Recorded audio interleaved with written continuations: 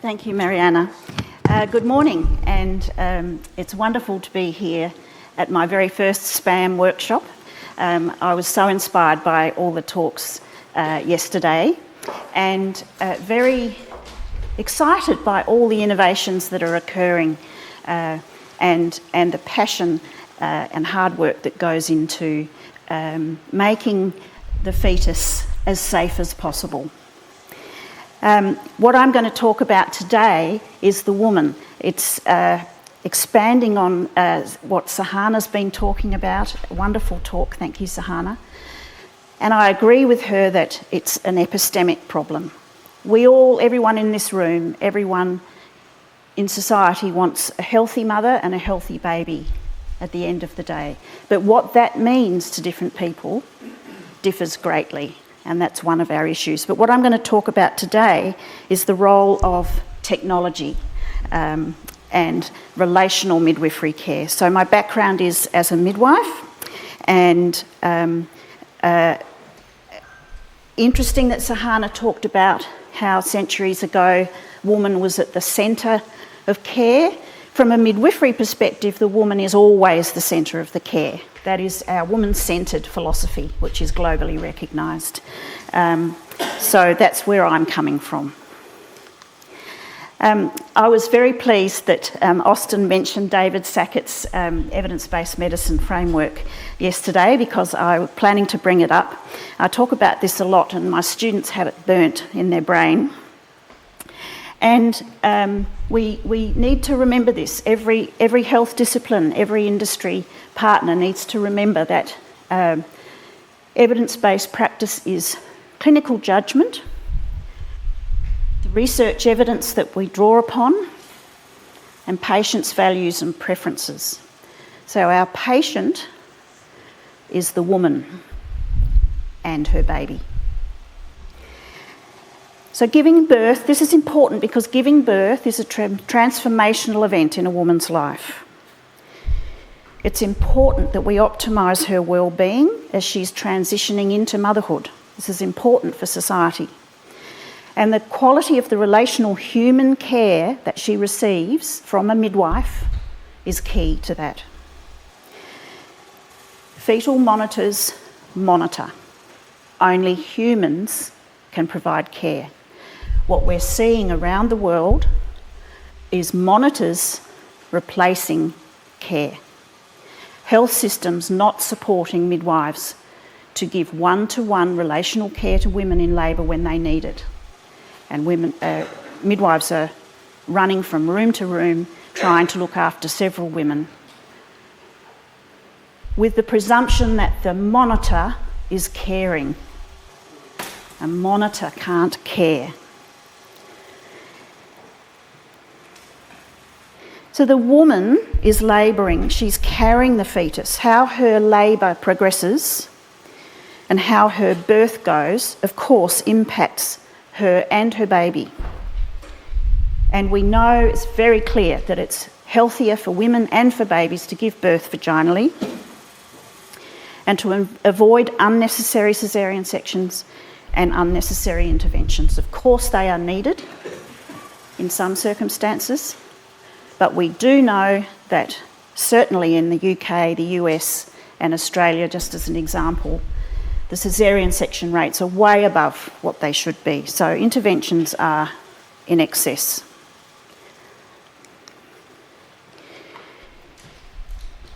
One of the key things, and the place I started with this work about 15, 16 years ago, was looking at the evidence for women's mobility in labour.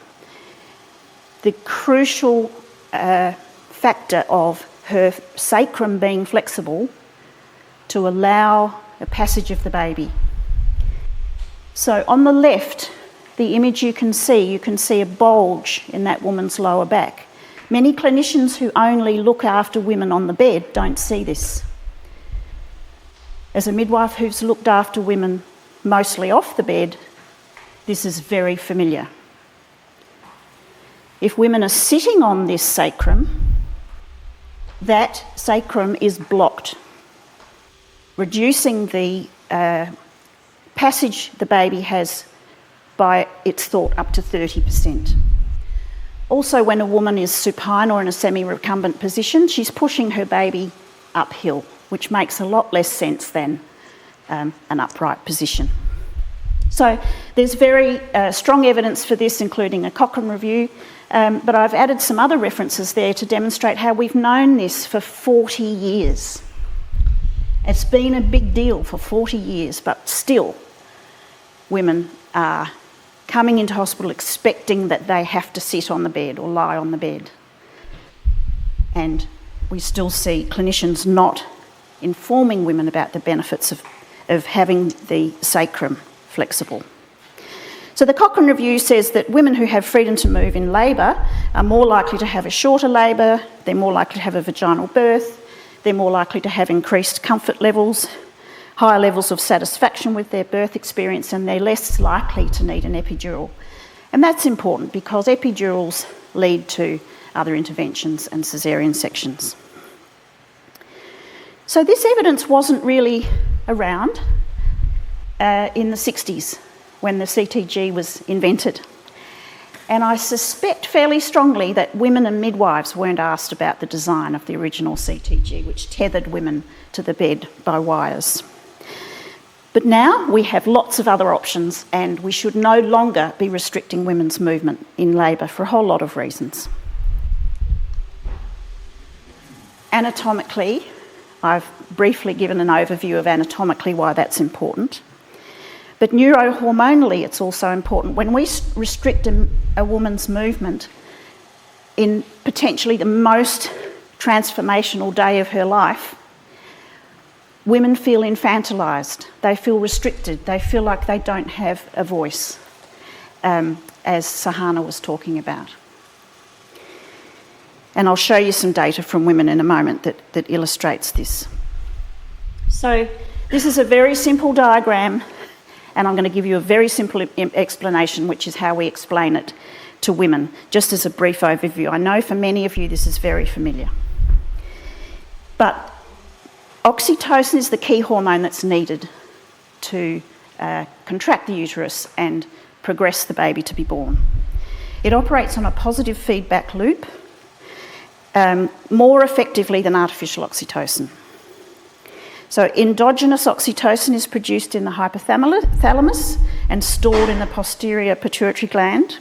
And during labour, pressure of the baby's head against the cervix triggers impulses that prompt the pituitary gland to release oxytocin into the blood in pulses. Oxytocin binds to receptors on the uterine muscles, causing them to contract. The resulting contractions push the baby further down, create more pressure on the cervix, and the loop continues. The problem is, when a woman is not receiving high quality care, good support from familiar caregivers, her sympathetic nervous system is going to drive a fight or flight response. And that fight or flight response will block the production of endogenous oxytocin and also other important hormones in labour that she needs for her labour to progress and for her to manage the pain and the sensations of labour. So one of our key oxytocin researchers, Sarah Buckley, says the neurohormonal processes of pregnancy, labour, birth, attachment and breastfeeding underpin the way in which a woman's labour may progress. Labour progress relies on coordination of intrinsic and extrinsic forces. Intrinsic forces rely on highly complex neurohormonal relationships within the body, while extrinsic forces include the effects of gravity and positioning, in addition to the support and healthcare resources available.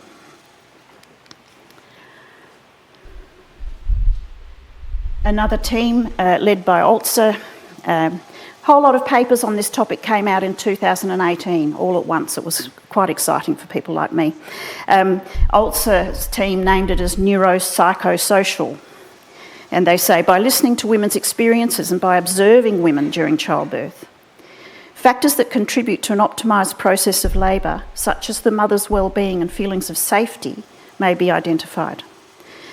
These observations support the integrative role of endogenous oxytocin in coordinating the neuroendocrine, psychological and physiological aspects of labour and birth. Factors that facilitate a positive birth experience include having a sense of control during birth, an opportunity for active involvement in decision-making, and responsive care from others in relation to women's experience of labour pain.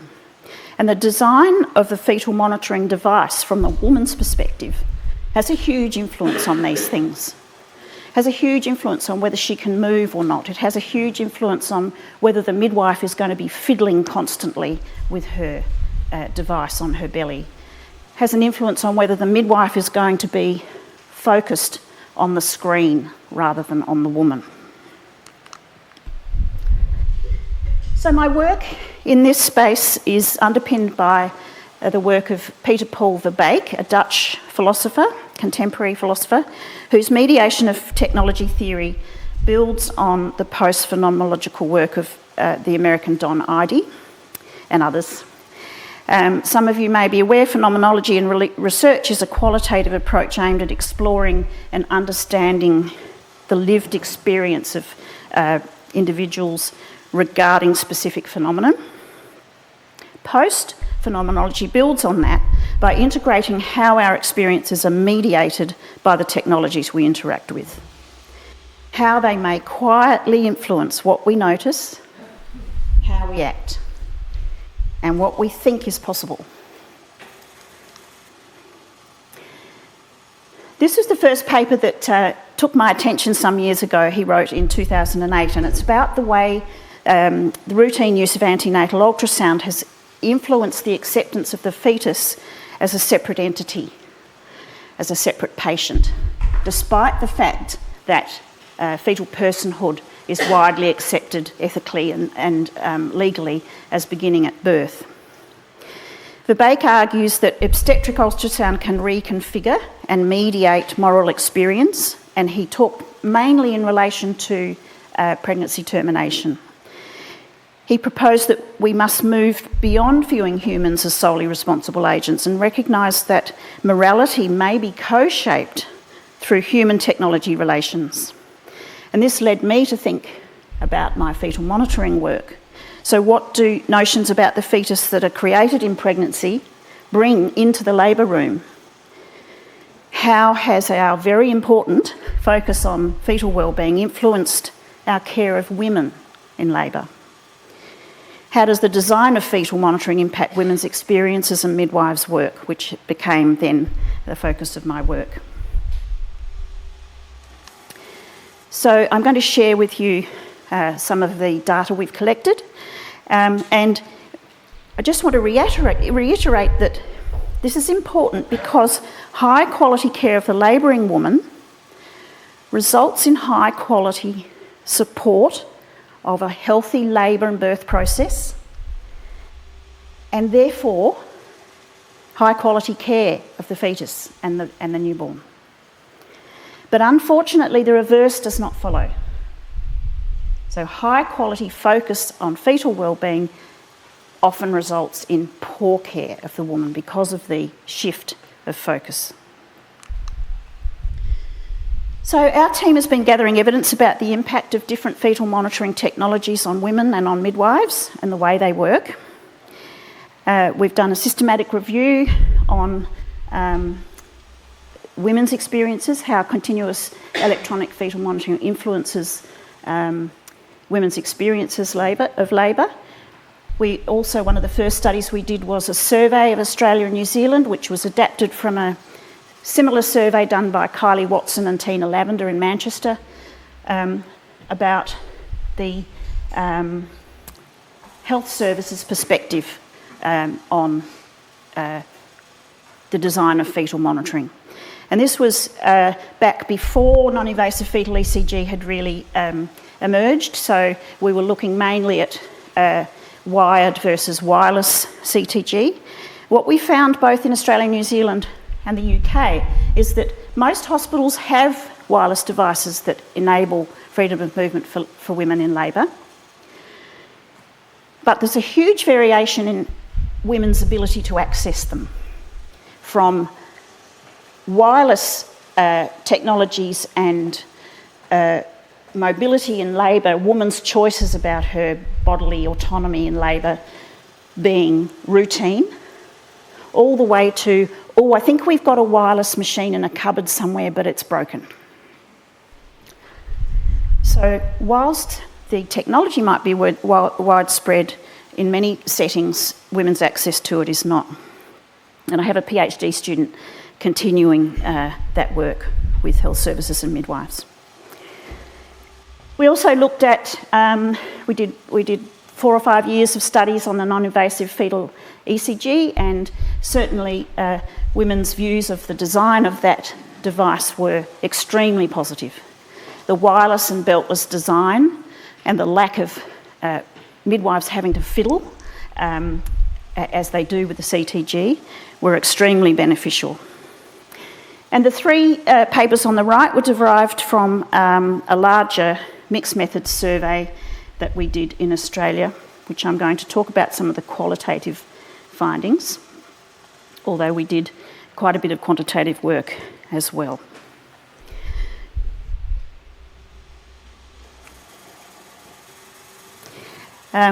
This survey is also now running in the UK, and I'm going to give you a link later. If you've had a baby in the last 5 years, please consider answering the survey, or if you know of someone, perhaps you would pass it on. I'll talk more about that later. So this is the qualitative paper, which I'm going to talk a little bit about today. So the survey in Australia, we had 861 valid responses. The average age of participants was 33, and 65% of them are having their first baby. We got responses from all states and territories, which was great. New South Wales and Victoria, which are the most highly populated states in Australia, represented about half the responses. There was a lack of diversity in the sample, in that most were born in Australia. We only had 3.3 First Nations participants, which is just over half the rate of Aboriginal and Torres Strait Islander women who give birth in Australia, and 72% had a tertiary education. And we asked them what type of fetal monitoring they used, and these were the results. So there was quite a spread, and obviously many of them had more than one form of monitoring. So we asked some open-ended questions and used a qualitative inductive content analysis to analyse the data. And these were the categories and subcategories that we came up with, and I'm going to show you some of the quotes in a moment.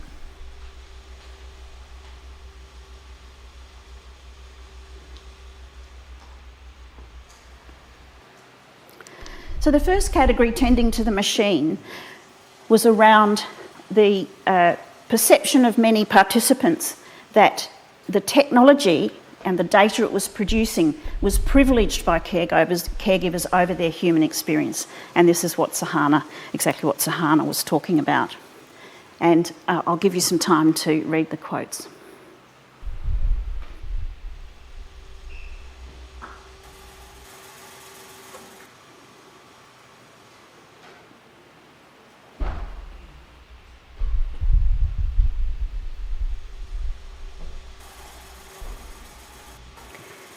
So there's a lot more raw data in the paper.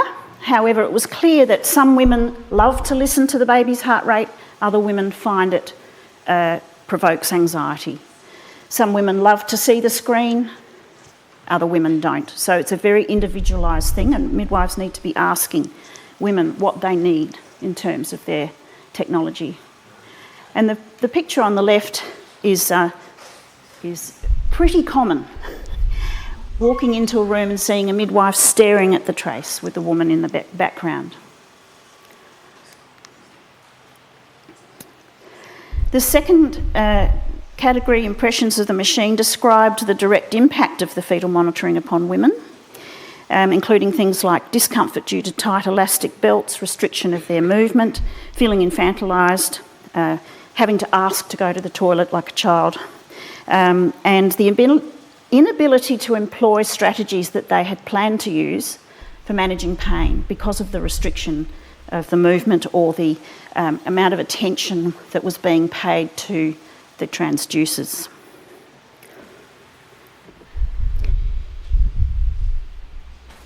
This category also outlined a lack of opportunity for women to give informed consent for the type of device chosen. So there's a lot of talk in the media and amongst women of whether I can have intermittent auscultation or continuous monitoring. That's one question. A further question is, would you like a fetal scalp electrode? Are you okay with how invasive that is, but you will have freedom of movement and it'll work extremely well? Would you prefer wireless CTG with belts? Would you prefer non-invasive fetal ECG without belts? These are all very important questions that women need to be involved in because it impacts their labour. So in conclusion, supporting positive experiences for women in labour requires deliberate attention to how fetal monitoring shapes midwifery practice and redistributes the moral attention in the birth room, and ensuring that birthing care remains protected by human relationship. A fetal monitor is a machine that can generate important data. It can tell us when all is well, and it may tell us when it's not so well, but it can't care. It can't sense fear, notice withdrawal, respond to pain, or protect the fragile neurohormonal conditions that labour requires. Only a human midwife can provide that care throughout labour by being physically present in the birth space. When midwives leave the room and allow the monitor to stand in for their presence, or health systems force midwives to care for two or more women at the same time, care is replaced by surveillance, which is a very different thing. It's not a neutral substitution. The technology reshapes what counts as attention, responsibility and safety. Labour and birth is supported by midwives being and staying with women, witnessing, touching and guarding the space in which their labour and birth unfolds. Thank you.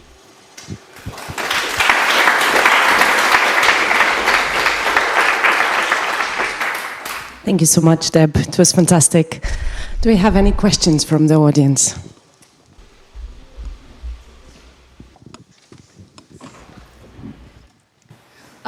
Yeah, thanks a lot for your talk. I think you addressed kind of the elephant in the room, as they say, because, yeah, a lot of this technology was not developed keeping women at the central focus.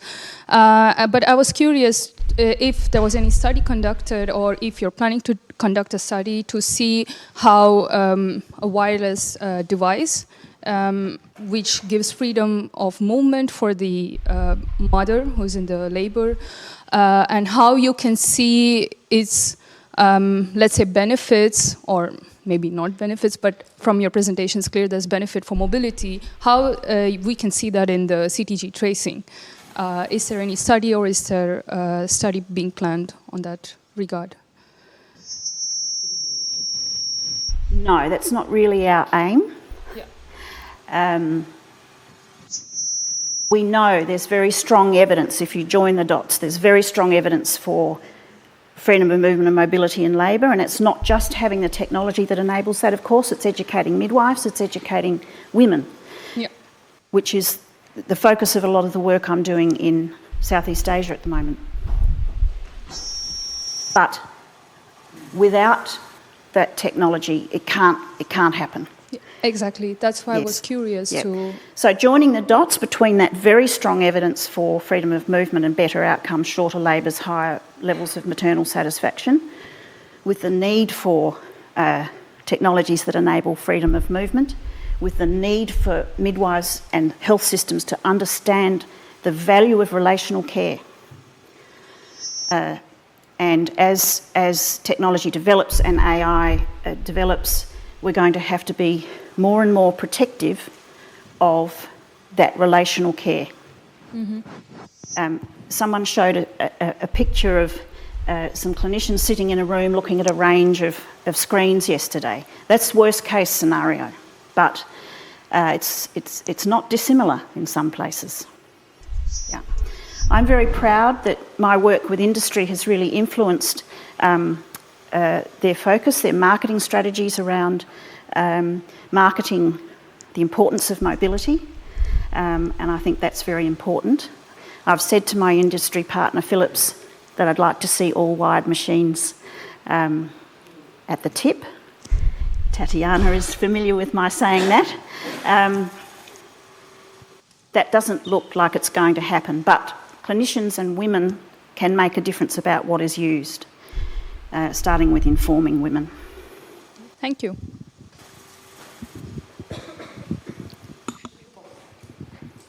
Okay, the question is on similar lines. If we just replace CTG with blood pressure monitoring, what do you think women would respond to if nurses are going like every 15 minutes, half an hour for blood pressure monitoring? So is it a focused approach targeting CTG, or are we looking at all the technologies which leads to continuous interruption with the mother? Our team is looking at a range of new technologies, including for diabetes, for hypertension, for manual induction of labour. We're looking at a vast range of things, and we have a body of work around virtual maternity care, so we're also looking at antenatal monitoring of hypertension, diabetes, as well as fetal monitoring, working with Emerson, who presented yesterday. So, yes, all I had time for today was the intrapartum fetal monitoring section of it, but very happy to talk to you further about the other issues.